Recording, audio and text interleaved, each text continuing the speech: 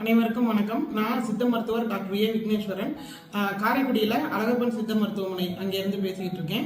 இன்னைக்கு நம்ம எதை பற்றி பார்க்க போகிறோம் அப்படின்னா, வாழை ரசம், அதாவது ஜாதி லிங்கத்தில் இருந்து எப்படி இந்த வாழை ரசத்தை பிரித்து எடுப்பது அப்படிங்கிறத பற்றி பார்க்க போகிறோம்.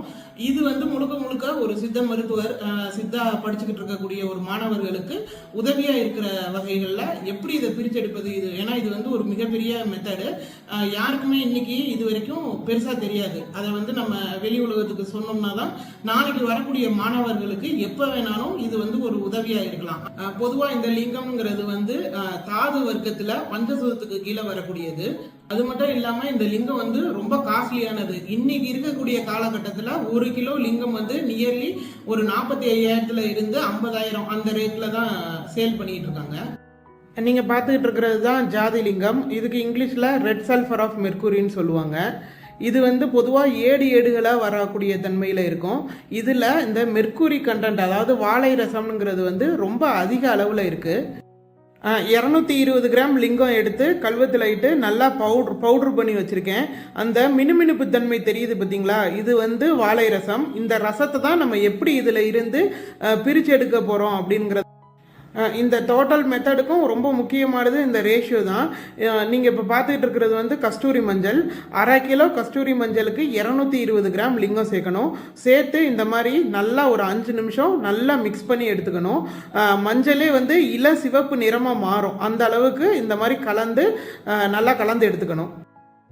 காடா துணி இந்த மாதிரி பட்டையாக ஒரு 7 அடி அந்த அளவுக்கு லென்த்தில் கட் பண்ணி எடுத்துக்குங்க. இந்த மஞ்சளும் லிங்கமும் கலந்ததை சென்ட்ரு பண்ணி அந்த 7 அடிக்கும் அந்த துணியில் சென்ட்ரு பண்ணி வைக்கணும். காடா துணி பொதுவாக கடையில் வாங்கினோன்னா ஒரு தடவை துவைச்சி எடுத்துக்குங்க, வாஷ் பண்ணி எடுத்துக்குங்க. இதில் இப்போ வர காடா துணியெல்லாம் கஞ்சி போட்டு தான் வருது. ஏன்னா இது நம்ம இதுக்கு அடுத்து அடுப்புக்கு கொண்டு போய் எரிக்க போகிறோம். ஸோ அந்த கஞ்சி தன்மை இருந்துச்சுன்னா ஒழுங்காக எரிபடாது, நமக்கு ரசம் கிடைக்காது. வாஷ் பண்ணி எடுத்துக்கிட்டிங்கன்னா அந்த கஞ்சி தன்மை போயிடும். இந்த மாதிரி முழு மஞ்சளையும் சென்ட்ரு பண்ணி அந்த காடா துணியில் 7 அடிக்கு வச்சுக்குங்க. இந்த மாதிரி ஒரு 4 பேர் சேர்ந்து கொஞ்சம் கொஞ்சமாக மடிக்கணும். மொத்தமும் அதாவது பாம்பு மாதிரி நடுவில் இந்த மஞ்சளும் லிங்கமும் கலந்தது ப்ளஸ் நம்ம அதை அப்படியே அந்த துணிக்குள்ளே வச்சு சுருட்டுறோம். வேற ஒன்றும் கிடையாது. ரொம்ப பொறுமையாக பண்ணணும். மஞ்சள் வெளியே வந்துடக்கூடாது. இப்போ செய்கிறது மாதிரியே பொறுமையாக சுருட்டி எடுத்துக்குங்க. இவ்வளோ சிரமப்பட்டு எதுக்கு நம்ம இதிலேருந்து ரசம் எடுக்கணும் அப்படின்னா, இது ரொம்ப முழுக்க ரொம்ப பியூரஸ்ட் ஃபார்ம் ஆஃப் வாழை ரசம். இதில் நம்ம ஒரு பஸ்பமோ செந்துரமோ செஞ்சு நம்ம கொடுக்கல, புற்றுநோய் வரைக்குமே வேலை செய்யக்கூடிய தன்மை இதுக்கு இருக்கும். நல்லா சுருட்டி எடுத்ததை நம்ம இந்த சங்கு சக்கரம் இருக்கும்ல, அதே மாதிரி பொறுமையாக சுருட்டி அந்த பாம்பு வடிவத்தில் பொறுமையாக கம்ப்ளீட்டாக சுருட்டி எடுத்துக்கணும்.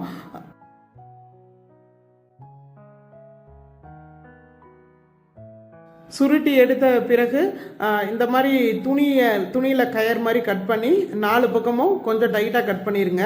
இதில் இன்னொரு விஷயமும் இருக்குது. நம்ம ரொம்ப டைட்டாக கட்டி நம்ம அந்த பாம்பு மாதிரி லென்த்தாக வச்சு சுருட்டினோம்ல 7 அடிக்கு, அதை நீங்கள் ரொம்ப டைட்டாக பண்ணிட்டீங்க அப்படின்னா எரியாது. எரியக்கூடிய தன்மை உள்ளே நெருப்பு ஊடுருவி எரியாது.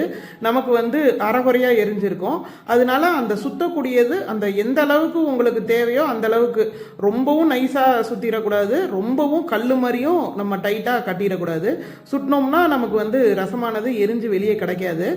ஒரு போதுமான அளவுக்கு பொழுன்னு இருக்கிற மாதிரி நம்ம சுருட்டிட்டு அதன் பிற்பாடு இந்த மாதிரி கயிறு போட்டு 4 பக்கமும் டைட்டாக கட்டிடணும். இது வேற ஒன்றும் இல்லை. அதுக்கப்புறம் நம்ம கம்பி போட்டு ஒரு 3 பக்கம் கட்டிக்கணும். ஏன்னா எரிஞ்சுக்கிட்டு இருக்கக்கூடிய டயத்தில் ஓப்பன் ஆகிருச்சு அப்படின்னா ரசம் நெருப்பில் டக்குன்னு வெந்து ஆவியில் போயிடும். நம்ம அந்த ரசம் சடனாக போகக்கூடாது. இது எப்படின்னா ஒரு ஊதுபத்தி எரியிற மாதிரி ஒரு பக்கத்தில் இருந்து கங்கு விழுந்து அந்த கங்கு கொஞ்சம் கொஞ்சமாக எரிஞ்சிட்டு போகணும். ரசமானது மேலே பதங்கிட்டு நிற்கும். அது மட்டும் இல்லாமல் இந்த நம்ம துணி எரிஞ்சு போனதுக்கப்புறம் இதில் சாம்பலாக இருக்குல்ல, அந்த சாம்பல்லையும் ரசமானது இருக்கும். அதை கழுவி கொஞ்சம் கொஞ்சமாக எடுக்கணும். அதுக்கப்புறம் ஒரு சட்டி எடுத்துக்குங்க. அந்த சட்டியில் அடியில் ஒரு 3 கல் வச்சு அதுக்கு மேலே நம்ம கட்டி வச்சிருக்கக்கூடிய அந்த லிங்கம், இந்த டோட்டல் கட்டையும் அது மேலே வச்சுக்குங்க. அதுக்கு மேலே நம்ம வந்து கெரோசின் ஊற்றி பற்ற வச்சு எரிக்கணும். நம்ம கெரோசின் சேருது, இது எப்படி உடம்புக்கு கெடுதலை உண்டு பண்ணும் நீங்கள் யோசிக்க வேண்டாம். நம்ம இதில் இருந்து ரசத்தை பிரித்து எடுத்த பிற்பாடு அந்த ரசத்தை மருந்தாக மாட்டி தான் நம்ம நோயாளிகளுக்கு கொடுக்க போகிறோம். அதனால ஒன்றும் நீங்கள் பயப்பட வேண்டாம். தாராளமாக நீங்கள் கெரோசின் ஊற்றி எரிக்கலாம். ஏன்னா நம்ம டைட்டாக கட்டி இருக்கிறதுக்கு வந்து அந்த அளவுக்கு ஒரு எரியக்கூடிய தன்மை இருந்தால் மட்டும்தான் இது எரியும். ஏன்னா நம்ம சூடத்தை வச்சு கூட இதை பற்ற வைக்க முடியாது. வேற எது சேர்ந்தாலும் வந்து இந்த நெருப்பு எரிஞ்சுக்கிட்டு இருக்குல்ல, அதோட சேர்ந்து எருவில் வந்து அதிக உஷ்ணம் இருக்கும். அதனால வந்து அதுவும் வந்து எவாப்ரேட் ஆகி ரசத்தோடைய டெம்பரேச்சர் வெறும் 350 தான், எவாப்ரேட் ஆகி போயிடும். எரு வந்து கிட்டத்தட்ட 1000 டிகிரி செல்சியஸ் வரைக்கும் ரீச் ஆகும். இந்த மாதிரி நம்ம அடிக்கிட்டு நீங்கள் நெருப்பை பற்ற வச்சு விட்ருங்க. இது எரியட்டும். இது கிட்டத்தட்ட வந்து நீங்கள் ஊற்றிருக்க கெரோசினுக்கு நெருக்கி எப்படி பார்த்தாலும் ஒரு 1/4 மணி நேரத்துலேருந்து 20 நிமிஷம் எரியும். இப்போ நீங்கள் பார்த்துக்கிட்டு இருக்கிறது நெருக்கி 1/4 மணி நேரம் ஆயிடுச்சு. இப்போ வந்து நம்ம மேலே கங்கு விழுந்துருச்சு. இப்போ நம்ம வந்து மேல் மூடி போட்டு மூடணும் அப்படின்னா உள்ளே இருக்கக்கூடிய நெருப்பு வந்து அணைஞ்சிரும். உள்ளே வந்து நமக்கு அந்த கங்கு விழுந்ததுனால கொஞ்சம் கொஞ்சமாக புகஞ்சிக்கிட்டு இருக்கோம். கொஞ்சமாக நம்ம அந்த ஆவி போகுது பார்த்தீங்களா, அந்த அளவுக்கு மட்டும் நம்ம வந்து ஏதாவது ஒரு அந்த வாய்ப்பாட்டுக்கு, ஏன்னா சுத்தமாக மூடிட்டோம்னா உள்ள நெருப்பு அணைஞ்சிரும். அந்த வாய்ப்பாட்டுக்கு மட்டும் ஏதாவது ஒரு கம்பியோ இல்லாட்டி ஒரு காயின் கூட வைக்கலாம். ஒரு ரூபா காயினோ இந்த மாதிரி வச்சுட்டிங்கன்னா இப்படி தான் கொஞ்சம் கொஞ்சமாக புகஞ்சிக்கிட்டே இருக்கும். இது கிட்டத்தட்ட ஒரு 12 மணி நேரம் அந்த அளவுக்கே சூடு இருக்கும். ஒரு நாள் இல்லை 2 நாள் கழிச்சு தான் இதை ஓப்பன் பண்ணணும். அதுக்கு முன்னாடி நீங்கள் ஓப்பன் பண்ணிட்டீங்கன்னா அந்த பதங்கம் வந்து இருக்காது, டக்குன வந்து காற்றுல போயிடும். இது வந்து நான் இப்போ 2வது பேட்ச் ஏற்றியிருக்கேன். மொதல் பேட்சில் நான் எடுத்த வாழை ரசம் பாருங்கள்.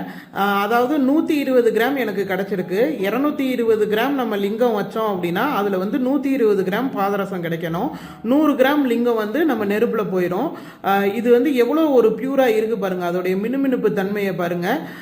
இதில் வந்து நம்ம மருந்துகள் செய்யும் பொழுது வந்து ரொம்ப அற்புதமாக வேலை செய்யக்கூடிய ஆற்றல் வந்து இதுக்கு இருக்கும்.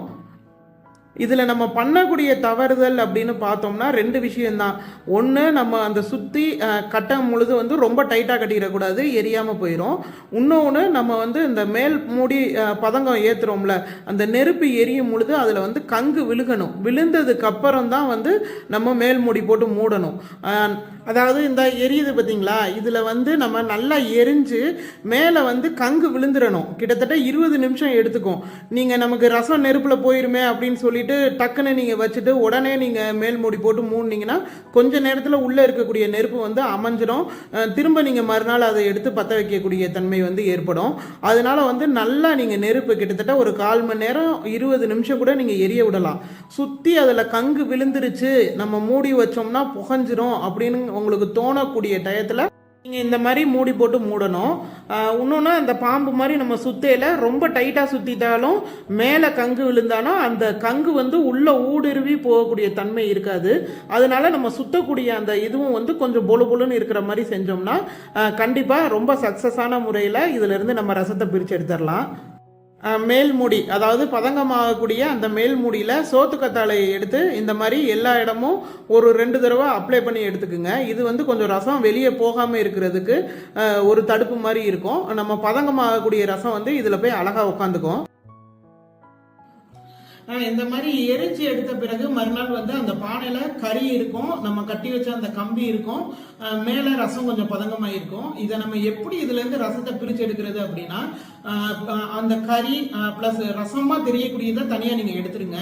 அதுக்கப்புறம் அந்த கறி பானையில ஒட்டி இருக்கக்கூடியது இது எல்லாத்தையும் டெய்லியும் கொஞ்சம் கொஞ்சமா தண்ணியில கரைச்சு கழுவி தான் நம்ம அதுல இருக்கக்கூடிய மெர்க்குரியை மட்டும் பிரிச்சு எடுக்கணும்.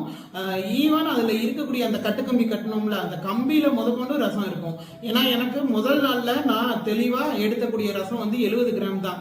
இது நான் வந்து 3 நாள் 4 நாள் கொஞ்சம் கொஞ்சமா கரைச்சு கொஞ்சமா சாம்பல் இருக்கும், அதை எடுத்து நான் தட்டில் வச்சு வெயில்ல வைப்பேன்.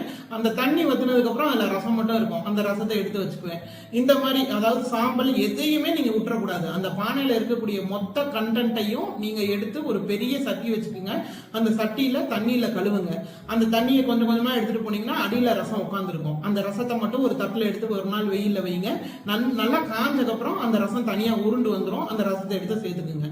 இந்த மாதிரி நீங்க 4 நாள் 5 நாள் அதுல இருக்கக்கூடிய ரசத்தை பூரா நீங்க கழுவி எடுத்தால் மட்டும்தான் இந்த அளவுக்கு ரசம் வந்து கிடைக்கும். முதல் நாள் நீங்க அதுல இருக்கக்கூடிய ரசத்தை எடுத்ததுக்கு அப்புறம் நமக்கு இவ்வளவுதான் கிடைச்சிருக்கு அப்படின்னு சொல்லிட்டு அதுல இருக்கக்கூடிய கறி இந்த மாதிரி தேவையில்லாத விஷயங்கள்னு சொல்லி தூக்கி போட்டுறாதீங்க. கண்டிப்பா அதுல ரசம் இருக்கும். இன்னைக்கு பியூரஸ்ட் ஃபார்ம் ஆஃப் மெர்க்கூரியே இன்னைக்கு எப்படி பார்த்தாலும் ஒரு 30,000 ரூபாய் விற்கிது 1 கிலோ. ஸோ அதுல இருந்து உங்களுக்கு ஒரு குண்டுமணி கிடைச்சால் கூட அது 300 ரூபாய் மதிப்பு பெறும். அதனால கம்ப்ளீட்டா அதுல எதையுமே விட்டுறக்கூடாது. எடுத்து அலசி அதுல இருக்கக்கூடிய மெர்க்கூரியை பிரிச்செடுத்து